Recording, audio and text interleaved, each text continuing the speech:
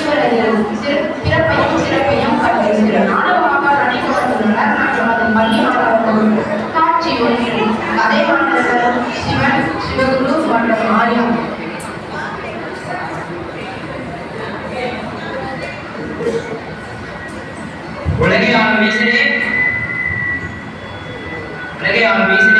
சகல ஜீவராசிகளுக்கும் கருணை காட்ட முடியுமா? இந்த அடியின் குழந்தைகளுக்கு கேட்கவில்லையா? இறைவா, அனைத்து பாக்கியத்தை அளித்த தாங்கள் எனக்கு ஒரு புத்திர பாக்கியத்தை அளித்திருந்தால் அங்கம் மகிழ்வேன், சிந்தை கொள்கிறேன். அதாவது நம் கனவு ஒரு நாள் நினைவாக மாறியா? அந்த நினைவில் தான் நான் இன்னும் வாழ்ந்து கொண்டிருக்கிறேன். ஒரு நாள் இரவில் சிவபெருமான் சிவகுருவின் கனவில் தோன்றுகிறார். அப்பொழுது சிவகுரு என்ன இவ்வுலகை காத்தலும் சர்வேஸ்வரனா? என்னால் நம்ப முடியவில்லை.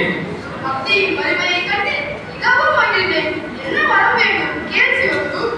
இனே வேற என்ன வேண்டும் ஐயனே? புத்திர பாக்கியம் அல்லாது நான் வேற என்ன கேட்க போகிறேன்? அத்தாயுடையவனும் அறிவு கூர்மை உடையவனுமான புத்திரன் வேண்டுமா?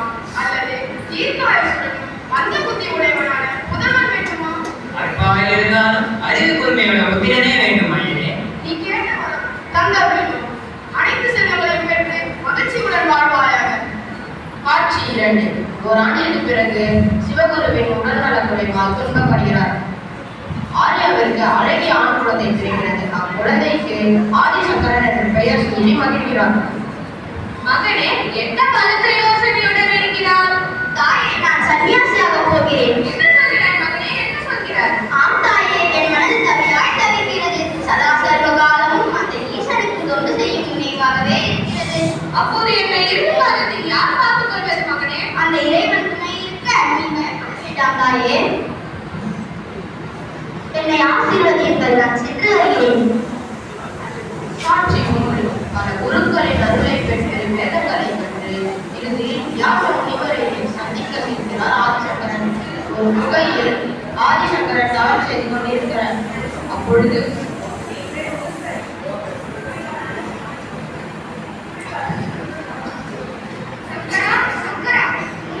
தாங்கள் யார்? அதான் ஞானியான சங்கரனுக்கு நான் யார் என்று தெரியலையா? முனிவரே, தங்கள் திருநாமத்தை அறிய வேண்டுகிறேன். உலகம் என்னை வேத வியாசர் என்று அழைக்கும். ஆஹா, மகிழ்கிறேன். என்னை ஆசீர்வதியுங்கள்.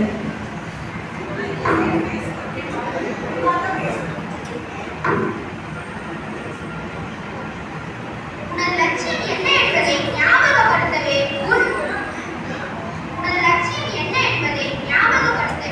முன் தோன்றினோம்.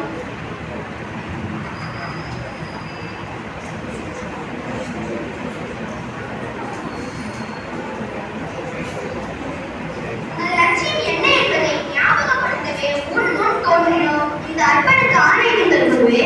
வேத சூட்சமங்களை அறிந்து அதை நீ மக்களுக்கு தெரிவிக்க வேண்டும் சங்கரா. அவ்வாறே ஆகட்டும் குருவே. இருவரும் செல்கின்றனர். அற்பற்ற வேதத்தை உலகில் கிடைத்த மகாஞானி ஆவார் ஆதிசங்கரர். ஆதிசங்கரர் முக்கியமான சீடர்களில் ஒருவர் பத்மபாதர். ஆதிசங்கரர் கூற பத்மபாதர் எழுதியும் பஞ்சபாகிய நூலாகும். இந்தியாவின் 4 திசைகளிலும் வேதங்களை பரப்ப 4 படங்களை நிறுவினார். கிழக்கிலே பூரியிலும், தெற்கிலே சிறுஞ்சேரியிலும், மேற்கிலே துவாரகையிலும், வடக்கிலே காஞ்சியிலும் என மடங்களை நிறுவினார் ஆதிசங்கரர். 4 மடங்களுக்கும் 4 முக்கிய சீடர்களை பீடாதிபதியாக்கினார் ஆதிசங்கரர். இவ்வாறு ஆன்மீக வரலாற்றில் நீங்கா இடம் கிடைத்த ஆதிசங்கரர் பெற்ற புண்ணிய பூமி நாமும் பெற்றுள்ளோம் என்பதை நினைத்து பெரும் மகிழ்ச்சி அடைவோம். இறைவன் நாமும் பெறுவோம். குருவே சரணம். நன்றி.